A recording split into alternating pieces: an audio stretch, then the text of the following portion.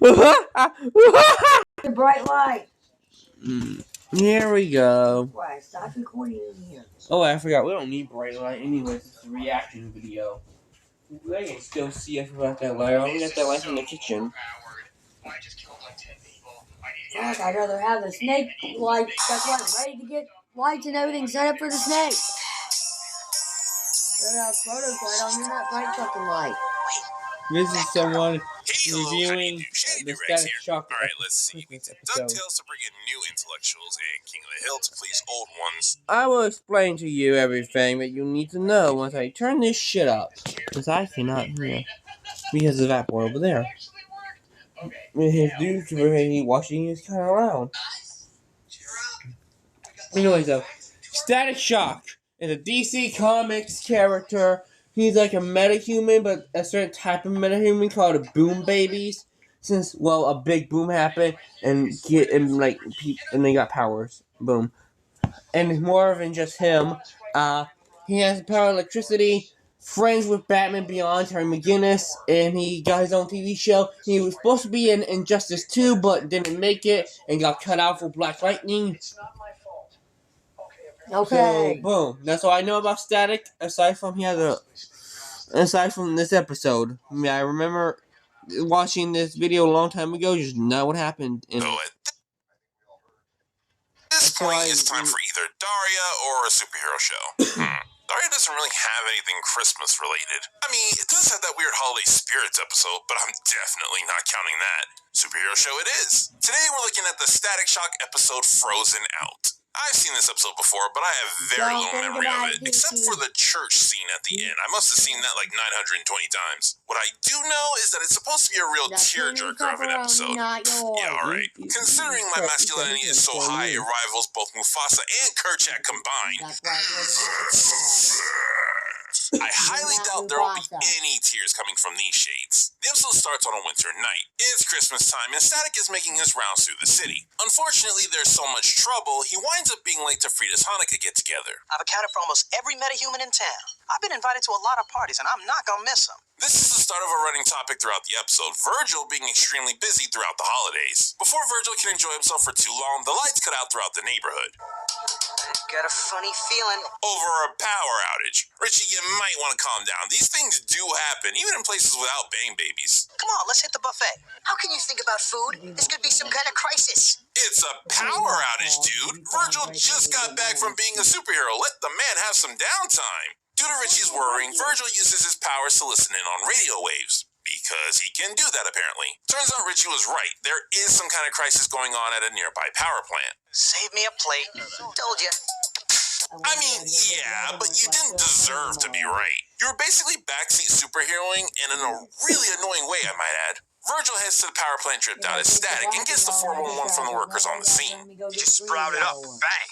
And unless we get us a sudden heat wave, it's going to take us a week to hack through that thing. Nah, what is with that animation? It's not bad, but there's way more in-betweens than usual. Also, it's a good thing Frida's got a menorah. If her power's gonna be gone for a week, candles that can last for 8 days straight should come in handy. Huh. I never thought of electricity melting ice. I mean, obviously it generates heat, so there's no reason why it couldn't, but it just feels like a weird solution. The blast works, but it drains Static of all his electricity. Before he can catch his breath, the area gets attacked by ice stalactites. Wait, are they still stalactites if they have no ceiling? Thankfully, Virgil's at a power plant, so finding a place to recharge isn't the most difficult thing in the world. Okay, whoever you are, come out where I can see you. Hey! Got any change? Oh no. Look, I'd like to help, but now's not a good time, okay? Not a good time, no. Never a good time. That's not fair. When I said I wasn't gonna cry... Virgil's a bitch. Mom, what the fuck? Mom, we're supposed to be doing a reaction video. Not you doing on your phone shit. My memory's clear now anyways. That's all I was doing. And checking to see if the person I was waiting on got a hold of me.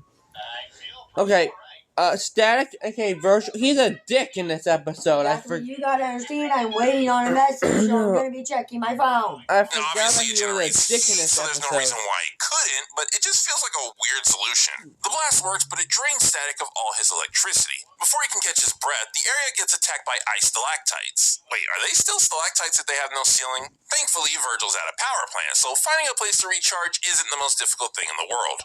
Okay, whoever you are, come out where I can see you. Hey!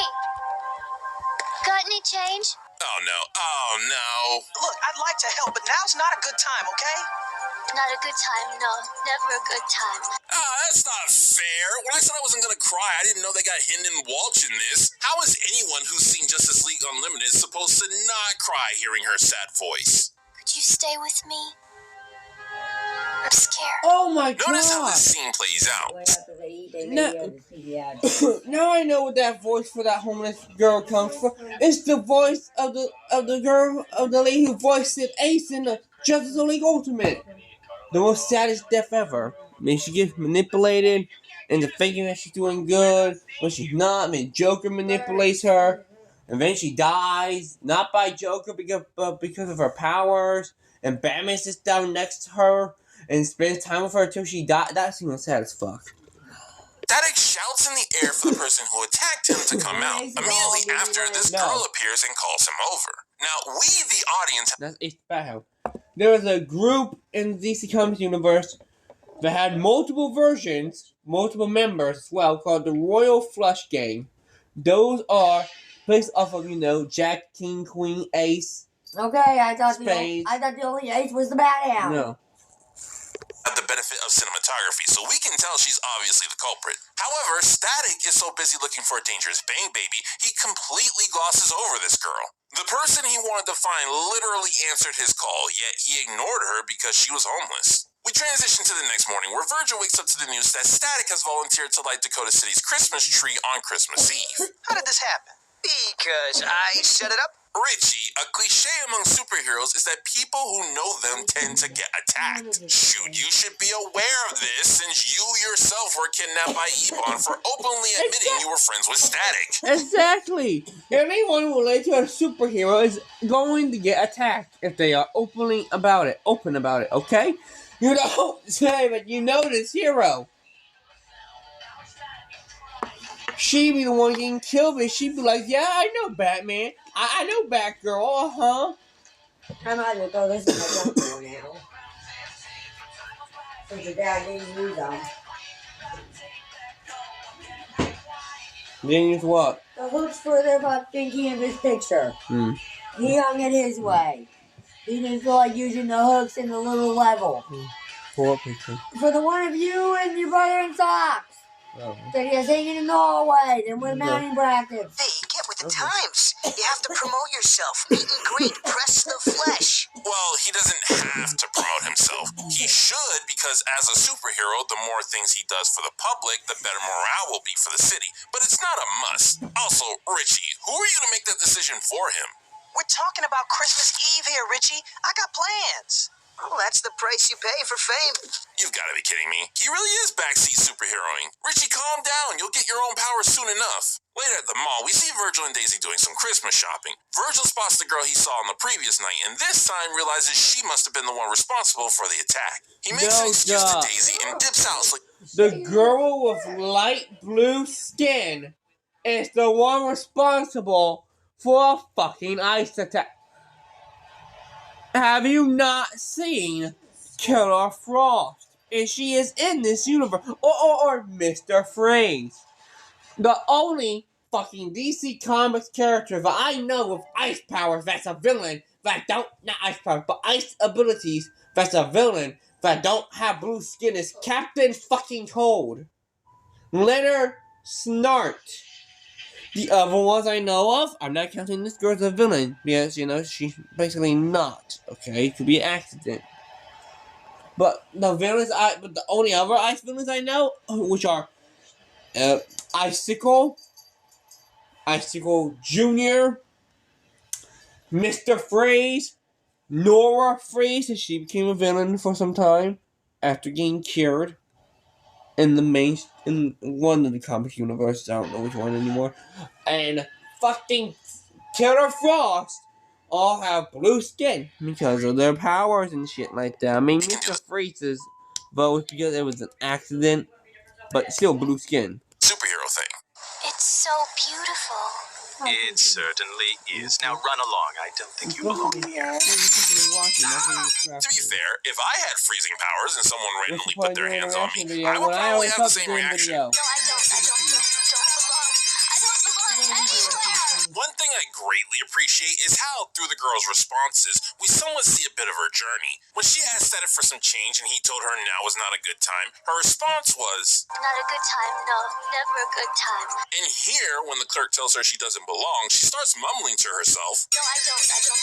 I don't belong anywhere. These responses show that she's been told this stuff many times in her life. My guess is the episode wants to emphasize that sometimes we tell a person something and think it's no big deal because we've only told them once, but that's not the person's only time hearing it. How many times you have to be told you don't belong or that now's not a good time to help you before that starts to affect your view of yourself and of the world?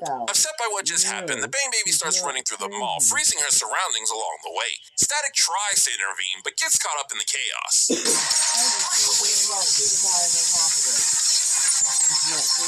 Static has got to be one of the most I just made up this power and you can't question it heroes ever. I can't.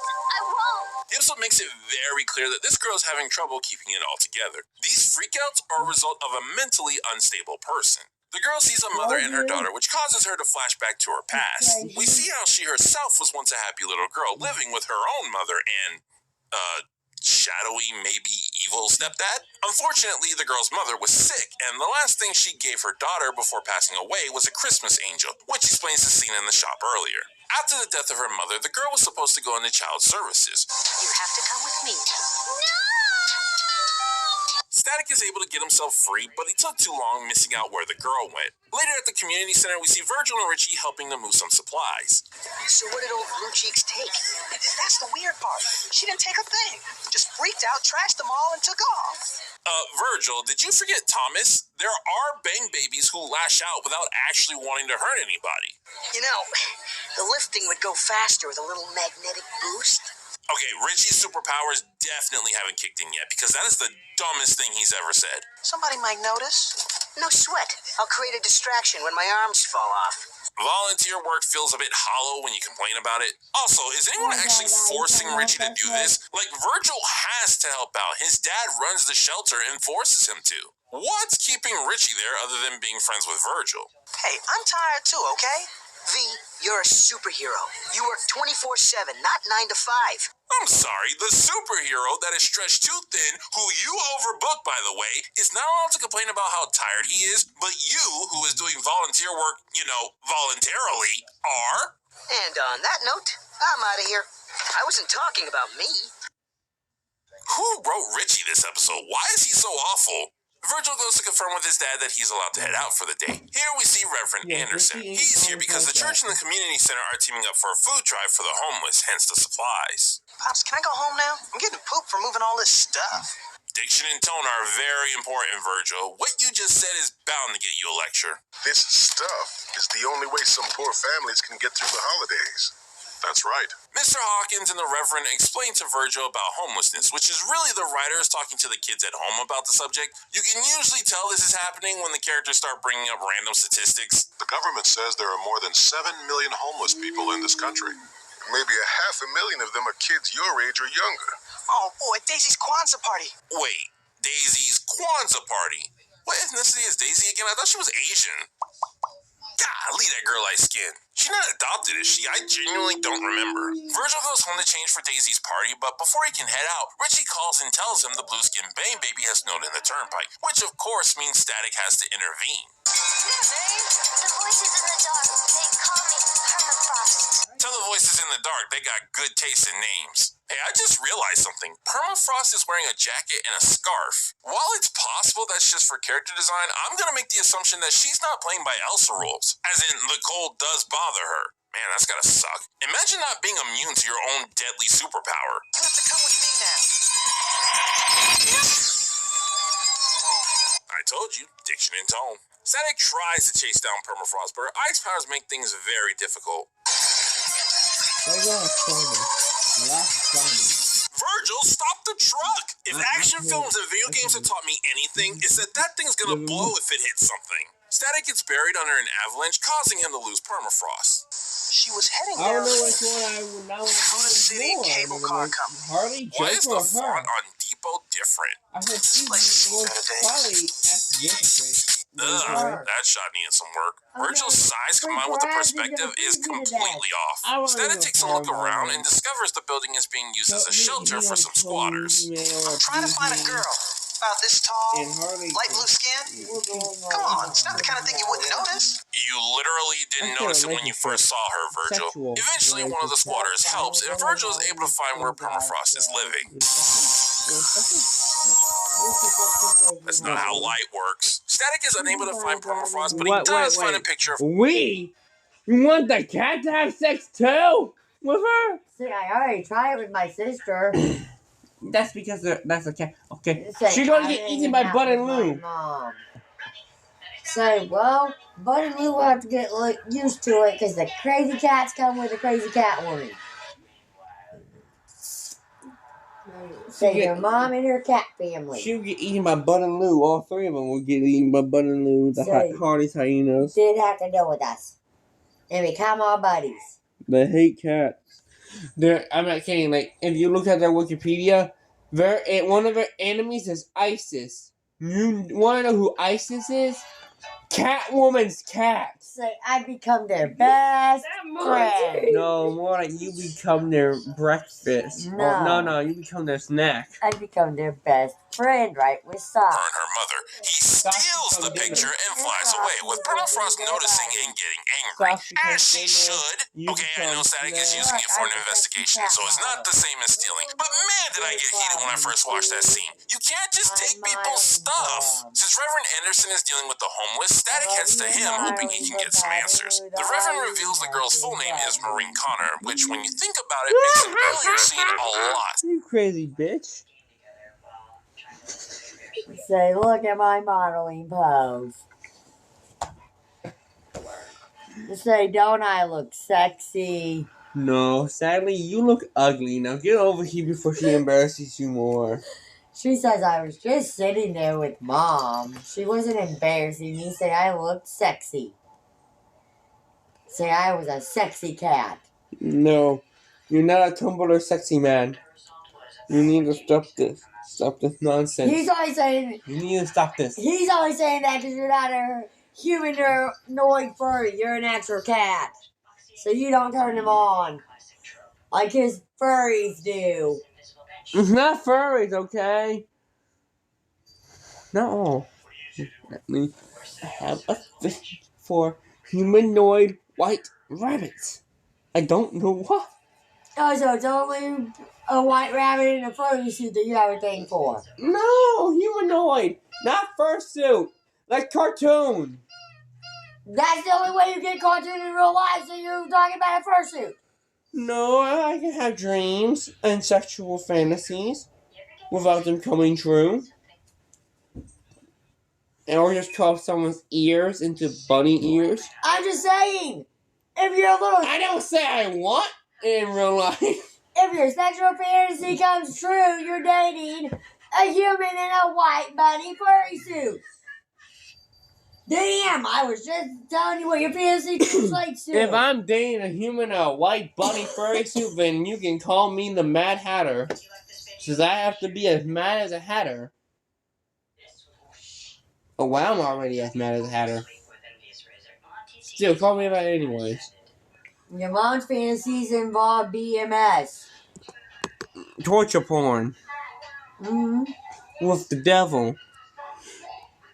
Our dreams, like, okay, here's the thing, people. When we dream, it's not separate.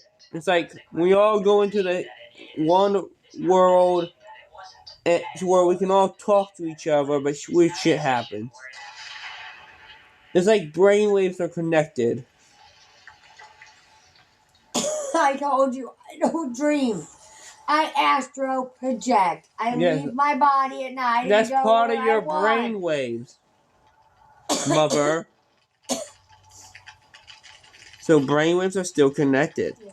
Also, it's still dreaming since you are asleep. It's just astral projecting through dreams. I go to the spirit world, more specifically the underworld at night. I go there too. I don't know why. I just end up there. I got some stuff down there that we can't talk about on YouTube in my dreams. In my dreams, they're weird as hell. The shit I can't talk about on camera. Not child porn, no, not that, but just shit I can't. Me and my kitty demons. Let's get back to the video. Considering my Saturn. captain Remember, is Static Saturn. asked Marine what her name was. Not only did she not say Marine, but she couldn't even remember. The only reason she said Permafrost is because other people were calling her that. Though it is possible I'm looking too much into that. I guess Marine could have introduced herself as Permafrost because that's her Bang Baby name and she was talking to Static. She used to come to the church for meals, but I haven't seen her in more than a year. Right after the Big Bang happened. Wait, what? Okay, I thought Marine was a late bloomer of a Bang Baby. Not everyone gets their powers immediately after being exposed to Big Bang gas. Shoot, it's gonna take Richie maybe a year and a half before his... Sir, just because Static said right after the Big Bang happened, don't mean that she had her power. It just means that that's the time that she stopped coming to church. This week with Envious Razor, we see an array of Chica's expressions. powers kick in. So it would make sense that Marine didn't get her powers until recently. But if she disappeared immediately after the Big Bang happened, that would mean something in her life changed at No, it would not mean that something. It just means that she did not want to go to church anymore. that moment, i.e. her getting powers. But if she got her powers way back when, why is she only just now being a problem? Shouldn't there have been freak ice attacks and snowstorms for over a year? Maybe her powers started small and are now growing. That's the best excuse I can think of. Her mother died a few years ago. Her stepfather wanted nothing to do with her. Before long, she ended up on the street. You'll catch flies doing that, Virgil. That's gotta mess with your head. I'm not a social worker. How can I help someone like that? Try to remember this. She's a person like you and me, a person in pain. Before seeing Static out, Reverend Anderson invites him to their interfaith service later that night. Wait, interfaith? Is that a normal thing? It seems very ambitious. Church service. Pops will slaughter me if I don't show up. As the son of a pastor, teenage me has never related so hard to anyone before. Later that evening, we see Static at the tree lighting ceremony. She blew the sparks from his hands. Is that even possible? Marine, upset by having her picture taken, is ready to throw down. All those other times, her powers were just being unleashed wildly, but this time, she's here specifically to fight. Come on, Marine, chill out. You punned during a serious moment on purpose, didn't you? You know my name? I found out from some people who care about you. Nobody cares about me. Walt, you brought your A game, but I'm resisting. There shan't be tears this night. And I want to help you. I know what you've gone through. Oh, really, Virgil? You're gonna do the I know your pain route? Yes, you're both metahumans, but let's get real. You've got family, friends, food, and a synonym for home that starts with an F. How could you possibly relate to this girl in any way whatsoever? Because I lost my mom, too.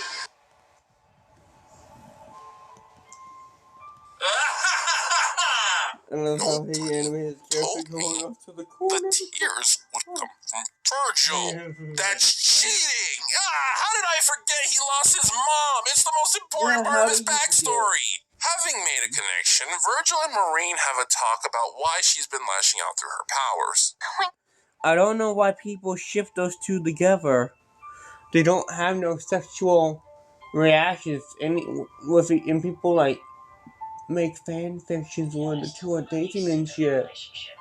And it's a common ship. Because maybe they start dating. No, they don't. This is like the only time that she's mentioned in the whole show. You're homeless. People look right through you. It's like you're not even there. Look, I'd like to help, but now's not a good time, okay? Yeah, I've been guilty of that.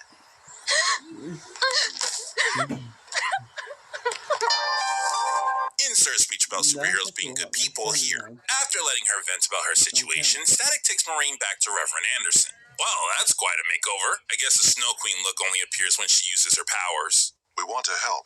but we can't make you do anything you don't want to. No, she I literally want just a child on crack. to get better.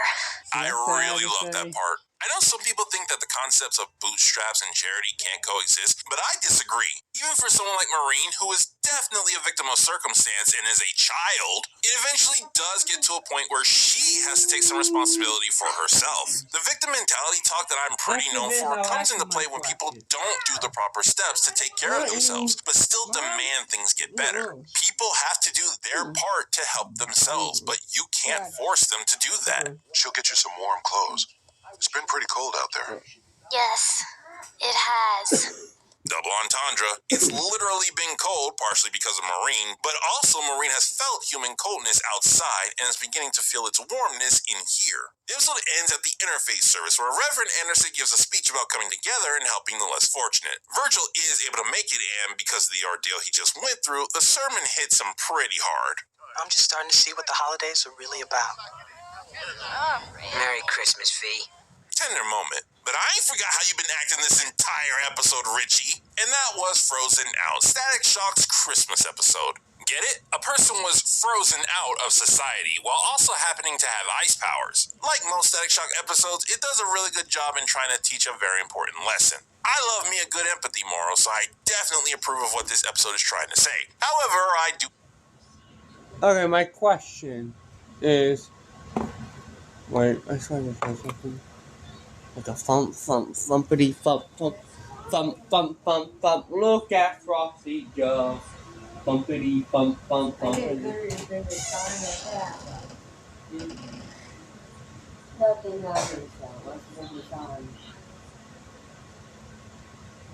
Brainwave power. I just know Secret Santa's supposed to be dropping shit. Come on, little Henry. Why aren't you having fun? Anyway, my question is, since now you know about this girl, out of these three villains, I know you know about them, would be a good mentor for her. Killer Frost, I forget her name, Caitlin Snow is one of her names. Lena Snart, aka not Captain Cold, or Victor Freeze, aka Mr. Freeze. Mr. Freeze. Yeah, he would be a good mentor. He's sympathetic. He's like, I mean... Are we done with this video now? After I see what the next video is, I think you have the best.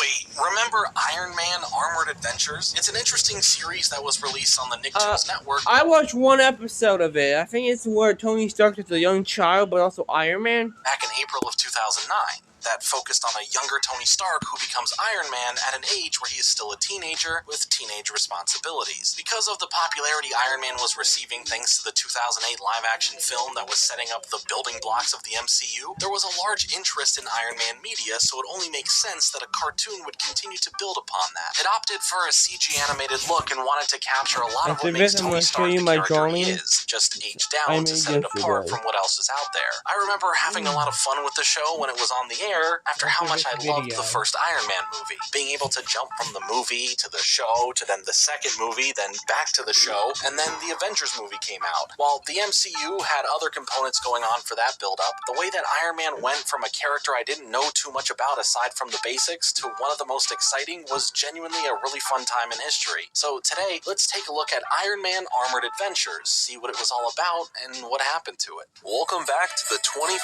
Days of Fringemas, where there's going to be brand... Wait. Double Fringemas. Aw, you only thought you were gonna get 25 videos this year? Look at you. You look silly, but I'm here to fix that because I'm going to give you not only 25 videos, but I'm giving you 50 videos. I have 2 channels. That's 2 Fringemasses. Each day there'll be a brand new video on both channels for 25 days. I haven't slept in months. Enjoy the content. Or don't.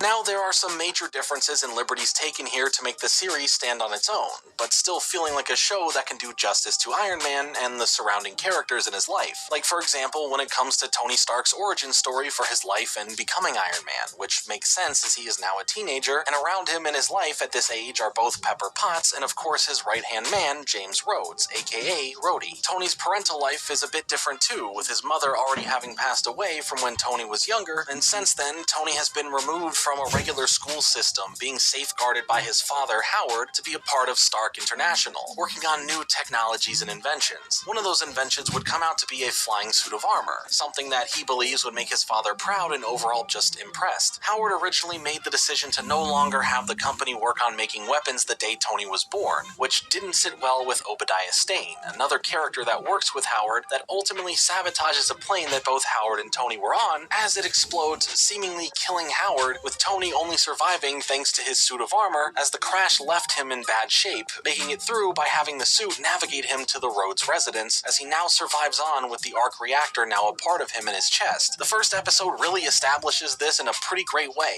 cutting forward 6 months to now Tony being back in a regular school setting, as it cuts back to parts of his survival getting him out of the deadly situation he was in. This gets interrupted by the introduction of Pepper Potts, and where Tony sparks his friendship with her, as she knows all about him because her father is an FBI agent looking into the mysterious supposed death of Howard Stark in connection to Obadiah Stane, to which he is the new acting CEO of Stark Industries. From here, after life has gone on since the incident, Tony shows Rhodey what he's been working on, a fully finished version of the suit of armor, initially wanting to use the suit in the pursuit of figuring out the truth about Obadiah and bringing him to justice. But little did he know that he would find himself serving up a different kind of justice, as he helps stop a runaway train, in the most amateur fashion of course, but becoming a superhero, getting dubbed Iron Man. Iron Man Armored Adventures is coming up next on Nicktoons.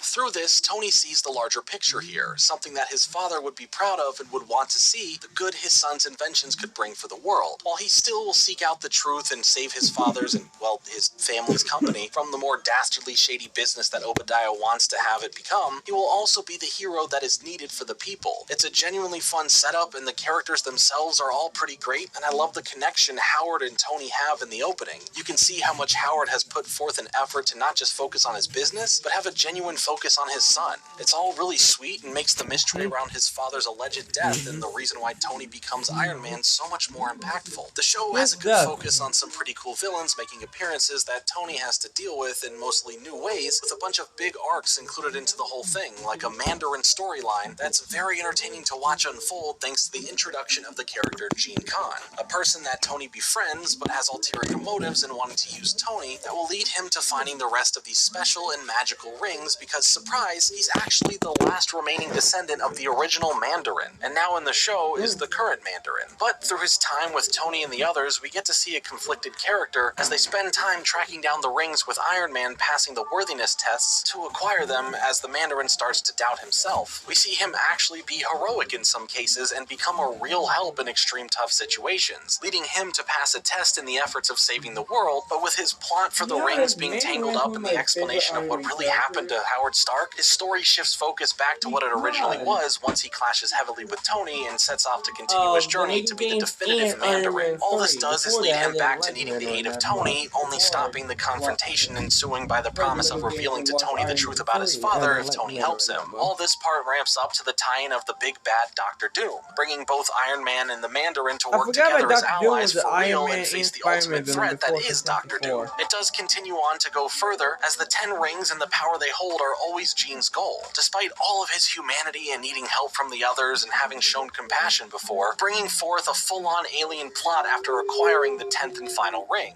But maybe through this power and the origins of the rings themselves, he might just learn that he wasn't meant to be a powerful ruler, but possibly a force for good to protect the world. His internal conflicts made him such a more human character. It was really a fun take on the Mandarin, and his connections to the overall plots of major moments in the series and to Tony's direct life were all done so well, and it all made sense. This Double Fringe Miss is brought to you by Gamer Subs. Hey, you heard of Gamer Subs? Yeah, did you know it's less than 1 calorie per serving? Yeah, did you know that it's sugar-free? Yeah, did you know if you use code FRINGE you get 10% off your order? Yeah, wait, really? Yeah, just go to Gamer Subs, use code FRINGE, get 10% off. Sick. Are you gonna go to Gamer Subs and use code FRINGE for 10% off? Yeah, you know it helps support the channel, right? Yeah, do you know that you're really cute? Huh? Obviously, this is Tony Stark, or Iron Man's story here at the end of the day. Yeah, I'm running you down. That's on the floor. Oh, sing your day, ass. and there is a lot more to the show than him dealing with the Mandarin. He's very much Tony Stark in every way. He's smarter than everyone around him, and he knows this. He can come off extremely cocky and overconfident in most situations, but he always has heart. It might be an arc reactor, but he still has it, taking on any challenge no matter how tough that gets in his way. He starts off the show still being reserved and only relying on himself. Yes, he has Rhodey as his best friend and starts becoming really close to Pepper as she joins the adventure here. He tries keeping them at bay as much as possible and away from the danger, which in turn brings conflict to the group as they want to be able to help in a more meaningful way as well. With a lot of the pressure he has now at such a young age, it does get to him. Whether it's his trust getting messed with from those who wish to deceive him, or him releasing his stress in the form of anger coming off as a jerk to those he cares about. His best friend Rhodey basically takes on the role of the man in the chair at first, helping Tony operate the systems of the suit remotely when needed and assisting him through knowing everything about the suit there is to know, how it functions inside and out. Eventually, as other plots involve the destruction of other replicant armor being produced, Rhodey knows that Tony is in trouble at one point in dealing with the Mandarin and Ring Hunt, leading him to find the armor for the War Machine suit, stepping inside of it and going to help Tony. From there, Tony learns more about what it means to be a team and works with Rhodey as a team of two iron-suited heroes that take on the problems together. Pepper herself eventually finds out the truth as to who Iron Man is after Iron Man saves her from Whiplash, and officially ends up joining in with Tony and Rhodey in a real way, getting herself tangled further in a lot of the situations they get into. Once Rhodey becomes the War Machine and is directly in the field as well, Pepper takes over his old position of watching over them from a separate location. But through this, she starts getting the itch of wanting her own suit as well, wanting to be as dynamic in the field as they are. And at one point, in order to really help out and save Tony's life, she gets into the stealth armor suit that had been built, holding her own in a fight, but the suit ends up getting destroyed as a result of it. Tony, however, who has warmed up more to the power of teaming up with others instead of being a lone wolf of one, was impressed with how she handled herself in actual combat with the suit, knowing what her real desires are, and eventually gifts her with a new stealth armor suit to start taking out for a spin as the situations are more deadly and difficult than ever. Later on, she gets gifted from Tony another new suit, and through having to come in and help save Tony and Rhodes, she adopts the name of Rescue for herself as it just has this certain ring to it. These three may have always been Team Iron Man, but now they truly are, fighting together to save the world from extreme threats as a different shield of armor around the world to protect it. Pepper's relationship with Tony evolves throughout the series as well, feeling a lot more reserved as it slowly builds up through little notions of both of them having some sort of feelings for each other, and where it gets to in the series by the end is really wholesome and felt much more impactful based on where the focus of the characters had to be with all of the conflicts they had to face. Iron Man Armored Adventures is coming up next on Nicktoons. Something pretty cool about the series is that it feels like it is part of a larger world than just Iron Man's story, but also not feeling like it's trying to be like the MCU and build out these other focus points when bringing in other heroes and villains from the world of Marvel. Sometimes they are integral to certain moments of the show, and sometimes they are just mentioned in fun references. But you'll see characters from the X-Men, or Black Panther, Nick Fury, the Hulk, Hawkeye, Black Widow, and more. But the central core of the show is always Iron Man and his close associates. There's one storyline that I thought was pretty interesting, and it follows the future character of Tony Stark's grandson, who ends up becoming Iron Man 2099. There really is something about that year, isn't it? He ends up traveling back in time to confront Tony Stark as he thinks that his grandfather, the original Iron Man, will be the one responsible for some major catastrophe that happens in that future year. There's just so much fun to be had in this show that it is truly worth your time to go back and check out. It's a really cool take on the origins of Iron Man at a younger age and all of the other characters, good guys and villains alike. At the time of its premiere, it broke the Nicktoons channel record for having insanely high ratings and more than 125,000 viewers tuning in on day one. While it didn't end up being everyone's cup of tea, the way the characters and story around them were written were the highlight. Anytime you re-age or de-age a character for something new, there is always going to be pushback, but overlooking that fact and taking the show in for what it is, it truly has a lot to offer that I enjoyed back when it originally was on the air, and even now when revisiting it. Seeing the direction they took things and dealt with a younger Tony Stark through the eyes of now having seen 30 plus movies that created a larger universe, starting all from one that focused only only on Tony Stark. I think the action is really engaging and dynamic. The It's show's definitely not actually the best pretty out good. there, but it was entertaining enough to still be a visual treat in many I saw more than one circumstances. But episode. it's truly the great character work here that makes this show don't thrive. remember Whether how it's our many main episodes I saw characters or supporting of the characters show. or even the villains, the show spent a lot of time developing who they are distinctly, making their impact way more engaging and giving you a true attachment to what's happening in the show. By July of 2012, Iron Man Armored Adventures would come to an end after 2 seasons with a total of 52 episodes. Not a bad run by any means, but with the viewership ratings not being where the network would have wanted them to be, leading to the show coming to an end even if there were some plans for a 3rd season, that was it for Iron Man Armored Adventures. Another thing to add on to this was that Disney had purchased Marvel after the series had started, and not long after it ended, we would see other Marvel-related cartoons that feature Iron Man and all the others come to be through Disney's releasing. So most likely, the show went through its pre-contracted couple seasons, and Disney wasn't going to produce something to be on a Nickelodeon channel and moved forward focusing on new shows that were produced by them. For what it is, Iron Man Armored Adventures is a great series that I feel should be given a fair shot if you've never watched it or were turned away by the age of its main characters or heck, even the look of the show. 3D animation in this specific style isn't for everyone, but for me, it really works here. If you have seen the show, let me know your thoughts on it in the comments below. I've been Jordan Fringe. Thanks so much for watching. Like and subscribe. Later.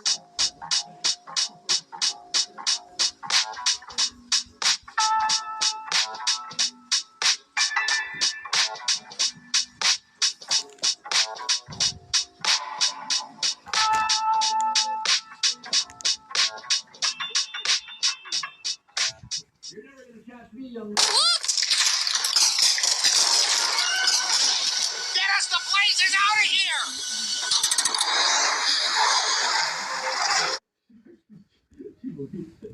Ryan, let me ask you a question.